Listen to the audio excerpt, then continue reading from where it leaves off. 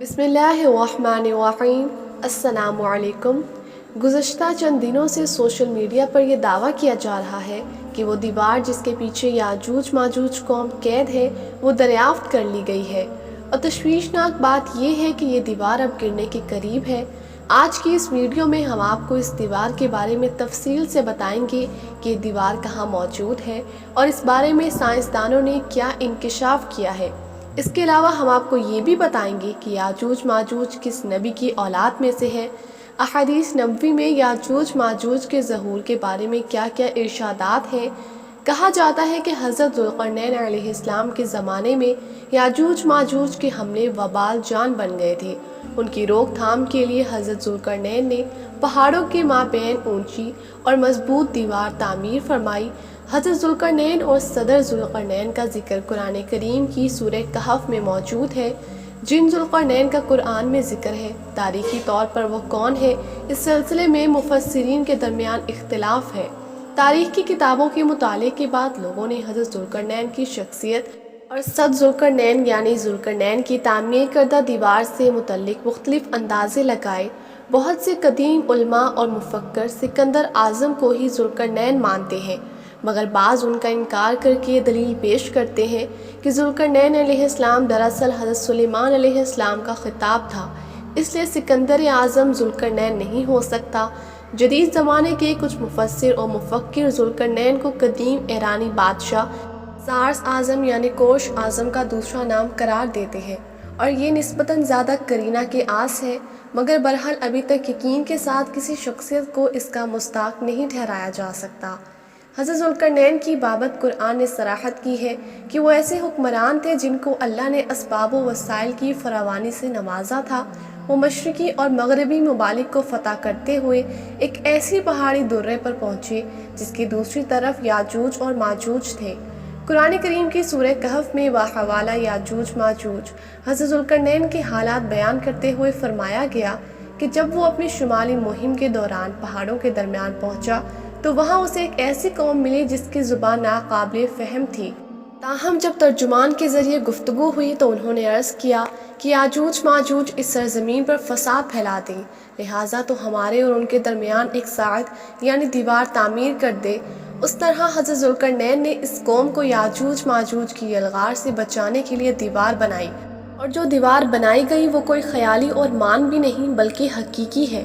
جو لوہے اور پگھلے ہوئے تانبے سے بنائی گئی تھی، جس سے وقتی طور پر یاجوج ماجوج کا فتنہ دب گیا۔ جب یہ دیوار تعمیر ہو گئی تو حضرت ذوالقرنین نے اللہ کا شکریہ ادا کیا جس نے یہ دیوار بنانے اور لوگوں کو آئے دن کی پریشانیوں سے نجات دلانے کی توفیق بخشی، مگر ساتھ ہی لوگوں کو یہ بھی بتا دیا کہ یہ دیوار اگرچہ بہت مضبوط اور مستحکم ہے مگر یہ لازوال نہیں، اور جو چیز بھی بنی ہے بالآخر فنا ہونے والی ہے، اور جب میرے رب کے وعدے کا وقت قریب آئے گا وہ اس کو پیوند خاک کر دے گا، اور میرے رب کا وعدہ برحق ہے۔ یاجوج ماجوج کے بارے میں ایک سوال کثرت سے پوچھا جاتا ہے کہ کس نبی کی اولاد ہے، تو یاد رہے کہ یاجوج ماجوج حضرت نوح علیہ السلام کے تیسرے بیٹے یافس کی اولاد میں سے ہے۔ یہ کہا جاتا ہے کہ یاجوج اور ماجوج انسانی نسل کے دو بڑے وحشی قبیلے گزرے ہیں جو اپنے ارد گرد رہنے والوں پر بہت ظلم اور زیادتیاں کرتے اور انسانی بستیاں تک تاراج کر دیتے تھے۔ قرآن مجید کی آیات توریت کے متعلق اور تاریخی شواہد سے معلوم ہوتا ہے کہ یہ لوگ شمالی مشرقی ایشیا میں زندگی بسر کرتے تھے اور اپنے وحشیانہ حملوں کے نتیجے میں ایشیا کے جنوبی اور مغربی علاقوں میں مصیبتیں برپا کرتے تھے۔ بعض تاریخ دانوں نے ان کے رہائشی علاقے کو روس کے دارالحکومت ماسکو اور توبل کے آس پاس کا بدلہ آیا ہے، اور بعض کا خیال ہے کہ یاجوج ماجوج کی شہر تبت اور چین سے بحر منجمد شمالی تک اور مغرب میں ترکستان تک پھیلے ہوئے تھے۔ رہی یہ بات کہ صدر ذوالقرنین کہاں واقع ہے تو اس میں بھی اختلافات ہیں، کیونکہ آج تک ایسی 5 دیواریں معلوم ہو چکی ہیں جو مختلف بادشاہوں نے مختلف علاقوں میں اور مختلف ادوار میں جنگجو قوموں کے حملوں سے بچاؤ کی خاطر بنوائی تھی۔ ان میں سے سب سے زیادہ مشہور دیوار چین ہے جس کی لمبائی کا اندازہ 1200 میل سے لے کر 1500 میل تک کیا گیا ہے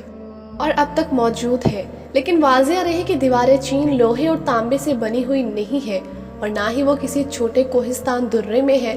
بعض محققین کا اصرار ہے کہ یہ وہی دیوار مارب ہے جو کہ یمن میں ہے۔ یہ ٹھیک ہے کہ دیوار مارب ایک کوہستانی درے میں بنائی گئی ہے، لیکن وہ سیلاب کو روکنے کے لیے اور پانی ذخیرہ کرنے کے مقصد سے بنائی گئی ہے، اور ویسے بھی وہ لوہے اور تانبے سے بنی ہوئی نہیں ہے۔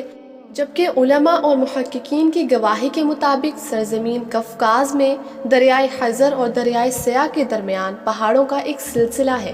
جو ایک دیوار کی طرح شمال اور جنوب کو ایک دوسرے سے الگ کرتا ہے۔ اس میں ایک دیوار کی طرح کا درہ بھی موجود ہے جو مشہور درہ دری ہے۔ یہاں اب تک ایک قدیم تاریخی لوہے کی دیوار نظر آتی ہے۔ اسی بنا پر بہت سے لوگوں کا نظریہ یہ ہے کہ دیوار ذوالقرنین یہی ہے، اگرچہ دیوار ذوالقرنین بڑی مضبوط بنائی گئی ہے جس کے اوپر چڑھ کر یا اس میں سوراخ کر کے یاجوج ماجوج کا ادھر آنا ممکن نہیں، لیکن جب اللہ کا وعدہ پورا ہوگا تو وہ اسے ریزہ ریزہ کر کے زمین کے برابر کر دے گا۔ اس وعدے سے مراد قیامت کے قریب یاجوج ماجوج کا ظہور ہے۔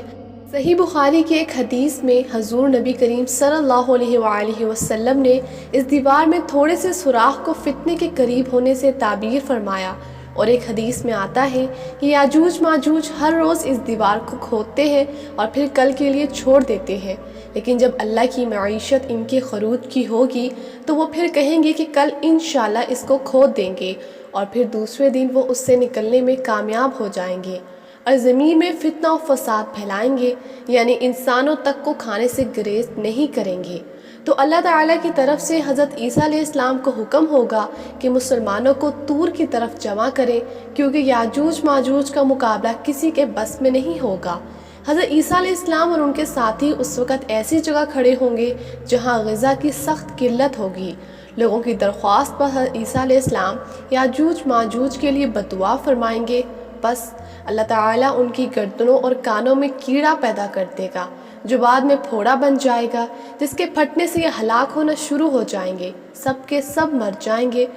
اور ان کی لاشوں سے ایک بالشت بھی زمین خالی نہیں ہوگی، اور ہر طرف ان کی لاشوں کی گندی بو پھیل جائے گی۔ پھر حضرت عیسیٰ ابن مریم دعا کریں گے تو اللہ اونٹ کی گردن کے برابر پرندے بھیجیں گے جو ان کی لاشوں کو اٹھا کر جانے کہاں پھینک دیں گے۔ پھر ایک بارش ہوگی جس سے کل زمین صاف شفاف ہو جائے گی اور ہر طرف ہریالی اور خوشحالی ہوگی۔